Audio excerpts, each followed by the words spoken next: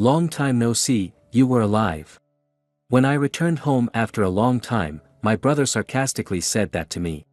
Today, I reluctantly came back for his wedding, but he was the same as ever. At that moment, I didn't think much of it, but when I returned home at the end of the year, I was confronted with an unbelievable sight. What happened, sis-in-law? Is the usual thing. What? There she was, trembling and sleeping in a storage shed with all the windows open. And then, I was about to hear a shocking truth from her. My name is Sam Smith. 30 years old. I have an older brother, 2 years my senior. His name is Kenny. Since we were kids, he has been smart and a perfectionist, the heir to our family's hotel. Unlike Kenny, I wasn't very good at studying, but I always enjoyed hanging out with my friends. You're always out and about, that's why you're not up to Kenny's level. At home, there was no place for me. My mother always said things like that. My father was the same. Focused only on Kenny, suitable as the heir, I was left out. So I had decided to someday leave home and live freely. You're lucky, even if you're not smart, thanks to our parents you have money, and you don't even have to take over. You're pretty free now, aren't you? Kenny, too, seemed envious of me and would say things sarcastically. Talking with such a family only accumulated stress. So while living under the same roof, I tried to interact with them as little as possible. Then, when I became a college student, Kenny officially became the heir to the hotel. By that time, I was independent from my parents, attending college on a scholarship, and living in a dorm. I also worked part-time. I was busy balancing college and work, but I was happier than when I was living at home. After a hectic college life, I got a job at a certain company when I received a call from my mother after a long time. I heard that Kenny was going to marry a woman he met through arranged dating. I was told to show up at the wedding. I didn't want to return to that family home, but since it's a joyous occasion, I decided to go back before the wedding. I reported this to my company and took time off in advance. I thought you'd come in casual clothes, but seeing you in a suit, you've improved a bit since I last saw you. My mother said, seeing me in a suit after a long time. Despite sensing some sarcasm in her words, I was braced for worse, so I was internally relieved it wasn't more severe. After a brief chat with my mother, I headed to the room where my brothers were. Long time no see, you were alive. My brother scoffed as soon as he saw me entering the room. I instantly knew he hadn't changed. Alive indeed, you're still as rude as ever. I mean, you hardly ever show up at home or get in touch. Seems like you were living freely while I'm getting married during your wanderings. I wasn't just wandering around, I was studying at university, and now I'm employed. I didn't expect such a harsh dominance from him after not seeing each other for so long. Though it's not unusual for my older brother to marry first, somehow in Kenny's mind, getting married seemed like a great achievement. You'll get married too, eventually. Suddenly, a woman I didn't recognize walked into the room. She seemed to know who I was, and as I wondered who she might be, Kenny introduced her as his bride. Sorry for the late introduction, I'm Mary White, Kenny's wife. I've heard a lot about you from Kenny. Nice to meet you, Sam. Nice to meet you too, and congratulations on your marriage. Well, thank you. When I heard this pleasant person was Kenny's wife, I honestly felt he was punching above his weight. Especially since her family also runs an hotel, and by marrying, they would now be under our hotel's umbrella. That was about all I was told regarding that matter. Well, it's not really any of my business. The next day, their wedding took place and they happily became husband and wife. At that time, seeing her laughing with Kenny, she truly seemed happy. Watching them, I thought that someday, if I had a girlfriend, I would like to have a wedding just like this. But soon after, things began to take a strange turn. Huh, what are you doing out here in such light clothing? 3 months after the wedding, when I returned to the family home, I saw her outside in the yard dressed lightly. And couldn't help but call out to her. It's autumn and getting chilly, yet there she was alone in the garden, which struck me as odd. On the other hand, when she noticed my voice and turned around, she seemed incredibly surprised to see me. But she quickly smiled and ran towards me.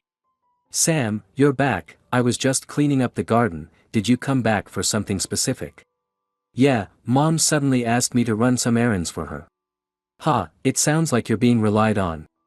I chuckled as I told her about Mom asking me to do errands. Not because I lived at home, but because since Kenny officially became the heir to the hotel and got busier, I assumed she was cleaning, so Mom asked me this time. What I didn't realize then was the hidden truth behind her smile. 2 months later. I hadn't returned home once during my university studies, but this year, at the end of the year, I went back home. There, I was confronted with a shocking sight. Today, on New Year's Eve, I went to the shed in the garden early in the morning to get cleaning supplies for the room I used to use. There, I found her curled up asleep. What happened, sis-in-law? Outside, snow was piled up, and with the temperature below freezing, it was bitterly cold, yet the window was wide open. Upon noticing me, she started to rise, shivering as if enduring the cold. Her complexion was terribly pale. It's the usual thing. What, always? As I asked her back, I took off my jacket and draped it over her shoulders. Her skin felt extremely cold to the touch. Thinking it was better to warm up while talking, I gestured for her to get on my back. Let's get out of here for now, I'll take you somewhere warm, so please get on my back. Thank you, Sam. I carried her on my back, and we left the shed heading for a room with a heater. I am glad that I had turned it on before heading out. I was hoping to warm her up quickly. And it seemed she will be okay. I'll bring some blankets, so please sit here, I said as I helped her onto a single-seater sofa before rushing out to grab the blankets from another room. I returned quickly and draped the blankets over her before heading to the kitchen to make some tea. It was early morning, and it seemed everyone was still asleep. Usually, my mother would be around, but she was asleep too. I took out the tea leaves, poured hot water from the electric kettle into the teapot, and prepared the tea. I placed the teapot and a teacup on a tray and returned to the room where she was. Here's some tea, please have some if you'd like. I'm sorry for causing you trouble. She apologized as I returned and fussed over her. After a while, she hesitantly started to sip the tea I had poured. As she warmed up, she began to explain why she had been in the shed. Actually, ever since the wedding, your brother Kenny. He started acting strange. He's been accusing me of making eyes at his younger brother. I was shocked by her words. But I saw no sign that she was lying. This was because I could see her shivering with fear as she recalled the events. Despite her fear of Kenny, my sister-in-law continued. I married Kenny because I loved him, but no matter how much I denied his accusations, he wouldn't listen. It seems he's been holding a grudge about a conversation we had when we first met before the wedding. The conversation that Kenny might be holding onto could be the one where she defended me, saying, your brother will get married too, someday. I hadn't said much else besides congratulating them on their marriage. Thinking that she had sparked jealousy and hatred towards me with just that one comment sends shivers down my spine. Moreover, he had been directing those feelings at her instead of me. Has she been enduring this ever since they got married? She had told me it was the usual thing when she was in the shed. If that's true, I can't forgive Kenny. Anger was welling up inside me. Could it be, that time you were out in the garden in light clothing, doing yard work, was that also because of Kenny? I'm sorry for deceiving you then. I had cleaned the room, but Kenny called it dirty and kicked me out to the garden. Remembering her out in the garden in light clothing during the chilly autumn season and hearing it was related to Kenny made my blood boil. I feel complicit for not noticing something was off with her. I regret not realizing what was happening at the time. If I had noticed earlier, she wouldn't have been treated like this in the shed.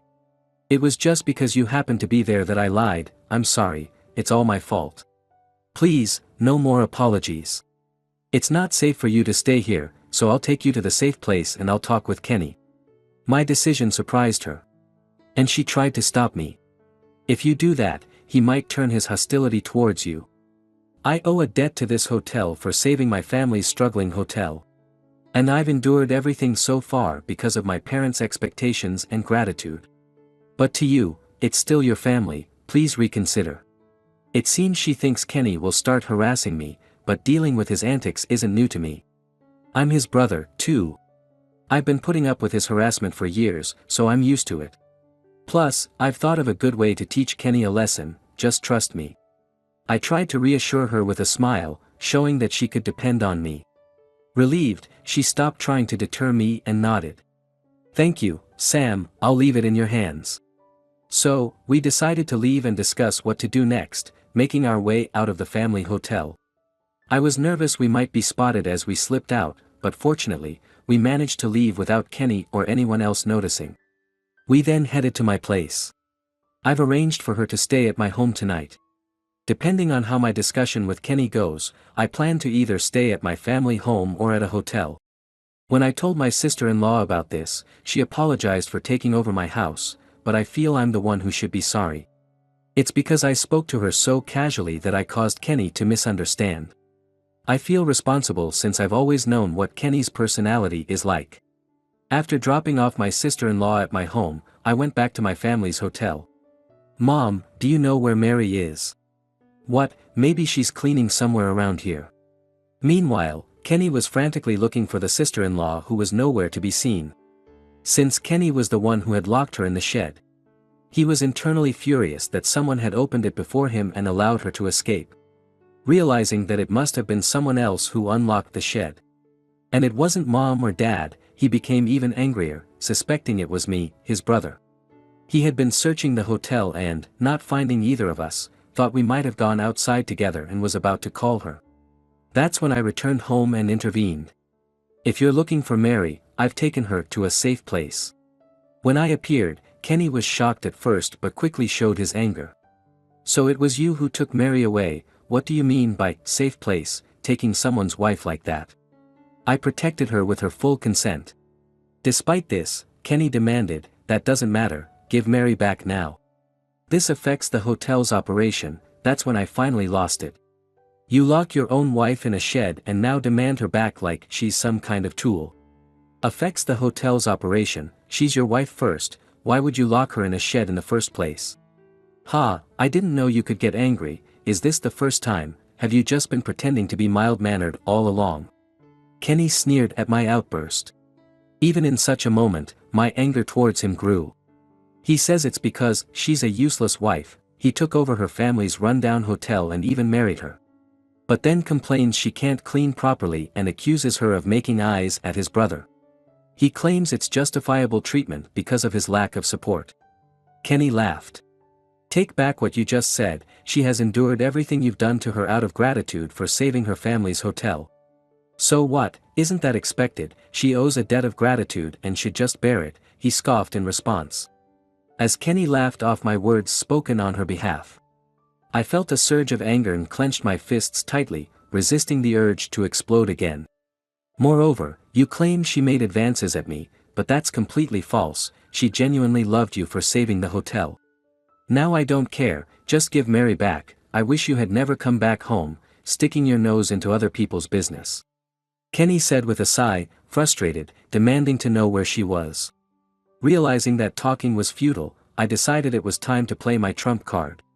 Even if someone heard this conversation, you wouldn't take back what you said, right? What? Kenny furrowed his brow at my words. Then, from the bushes where we were talking, a person emerged, filming with a cell phone camera. Who is that? That's a friend of mine, I don't owe you an explanation of who they are, I asked for help to record this. Kenny noticed the camera pointed at him and instinctively stepped back. Seeing his panic, I smirked. This was exactly the scenario I had hoped for. I was waiting for Kenny to explode in anger at me, saying all sorts of things. I planned to use this as evidence, post it on social media, and expose the abuse my sister-in-law endured. I knew this would bring trouble to our family home, but it seemed necessary to make Kenny reflect on his actions. Do you plan to betray our parents who raised you by doing this? I am grateful for how they raised me, but I never felt at home there. That's why I left for college on a scholarship, lived in a dorm, and have been living independently, trying not to rely on my family. Unable to argue back, Kenny gritted his teeth in frustration. It's simply the truth. This is the last day you'll make it seem like the fault lies with me. It's a fact, after all. Today is the last day you get to blame me like it's my fault. From now on, I have no intention of relying on my family home. I have my own job, home, and friends. You'd better reflect and expect criticism from society. Hey, wait, Sam. Kenny, who hadn't called my name in years, tried to stop me, but I left the family home with my friend. Back at my place, I told my sister-in-law, who had been waiting, that I had recorded a video of Kenny revealing himself. When I asked if she wanted to watch the video, she braced herself and said she wanted to see it. The content might upset you, are you sure you want to watch it? Concerned that she might be shocked, I checked with her again. She nodded, indicating she wanted to proceed. It may sound selfish since you've protected me, but I feel I can't move forward without seeing it. Please, let me see the video you recorded.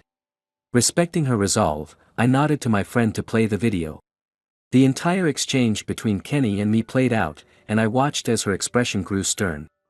After the video finished, she quietly shed tears.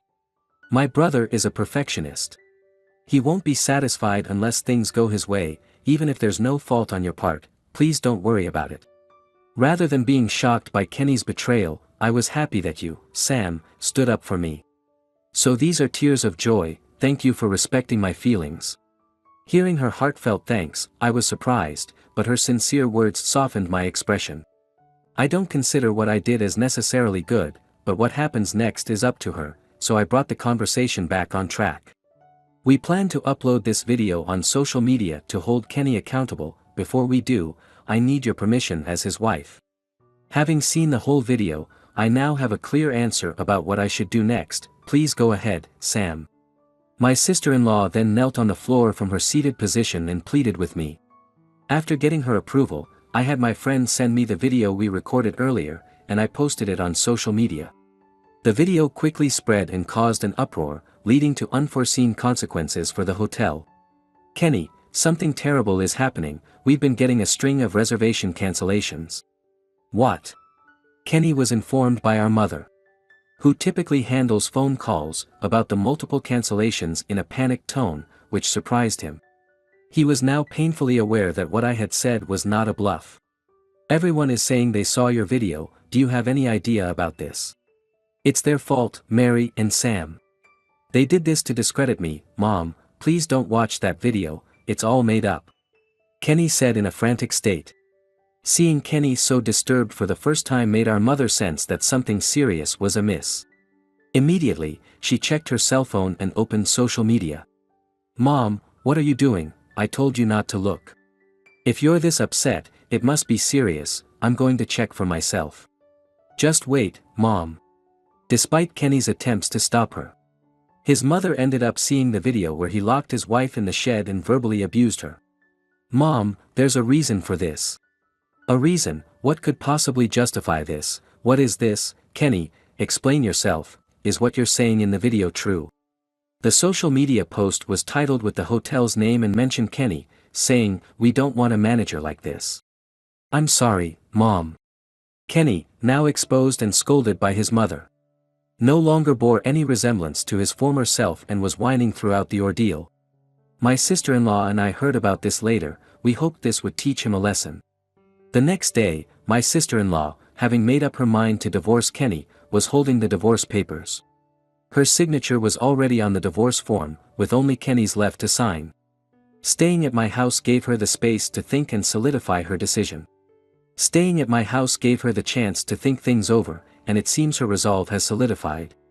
This morning, when she returned from the hotel to my home, she appeared to have come to terms with everything. Seeing her like this brought me relief. Once Kenny signs the divorce papers, I won't be able to call you sister-in-law anymore, is it okay if I call you Mary from now on? Of course, and, Happy New Year, Sam. She responded with a smile, which made me realize that the new year had already begun. It seems we've crossed into the new year without noticing. I'm really sorry for all the trouble, but I hope to continue to rely on you this year, Sam. Likewise, it's been quite a year, but I hope this year turns out well for you, Mary. After our casual conversation, Mary went to our family hotel to get Kenny's signature on the divorce papers. With Kenny being there, I worried and offered to go with her, but she insisted on handling it herself, saying it was something she needed to do. Realizing it was a marital issue and not wanting to overstep, I didn't press further. Later, I received a call from Mary, informing me that the divorce had been finalized without issue. I had thought Kenny might refuse to sign due to his pride. But perhaps because he was preoccupied with handling the hotel's affairs, he signed the divorce papers without fuss. It was as if she couldn't handle any more baggage. I felt it was rude to Mary, but she didn't mind and was actually relieved that the divorce proceedings went smoothly. They say women adapt quickly, and it really seemed true. I was impressed. Meanwhile, our family's hotel suffered not only from a slew of cancellations but also from continuous complaints and grievances. Kenny and the others were mentally devastated. Eventually, reservations dried up, and the hotel had to shut down. Although the family hotel was gone, I was unaffected with my own home and job, and I didn't mind. I thought of it as divine retribution for Kenny and the others. My parents are managing to survive on their pensions, but Kenny, blacklisted in the same industry, had to start over as a part-timer. I couldn't help but smirk a bit at such a dramatic downfall. Mary's parents were disappointed about her divorce but furious upon discovering Kenny's true nature. However, they were relieved that their beloved daughter was safe and back home. "We've caught up a bit, Sam. Have you already visited the shrine? If not, do you want to go together after this?" "Actually, I haven't managed to yet. I'd love to join you." "Great, that's settled then, and to thank you for everything, I'm treating you to Dodler today." Seeing Mary so happy made me feel joyful too. Considering the harassment she endured from Kenny, it was great to see her so revitalized. Afterward, we headed to a nearby shrine. As we dropped coins into the offering box and joined our hands in prayer, I made my wish in silence. "What did you wish for?" "I wished not to get married for a while." "Why? Is that because of me and Kenny?" "With everything that happened with Kenny, I planned not to think about romance or having a girlfriend for a while." Seeing how quickly Mary's divorce was finalized made me think marriage should be considered more carefully. "It's not your fault, Mary. What did you wish for?" "Of course, I wished for a good meeting leading to my next marriage. After enduring so much with Kenny, you deserve happiness. It will surely come." Mary responded cheerfully, "I hope so." Thinking about her next marriage, I realized how quickly women can move on. After our visit to the shrine, Mary treated me to a meal, and we parted ways later. 2 years after we started walking our separate paths and stopped seeing each other, it happened suddenly. "Mary, congratulations on your remarriage." "Thank you, Sam." Mary had found someone new and was happily settled to marry him. Invited to the wedding, I thought Mary looked stunning in her wedding dress. I said I didn't want to think about romance or marriage for a while, but now I think maybe I too want to get married someday. "Right, Sam, I'm sure you'll find someone wonderful. After all, you rescued me from my previous husband." With that, she handed me the bouquet. Traditionally, the bouquet is tossed to the women, but Mary chose not to do that at her wedding. She wanted to hand it directly to me instead. "Thank you, Sam, I truly wish you happiness." "Thank you too, Mary. Someday when I get married, I'll invite you and your husband, wishing you both a lifetime of happiness." As I said this, Mary teared up with joy. And on this day, she was the happiest I had ever seen her.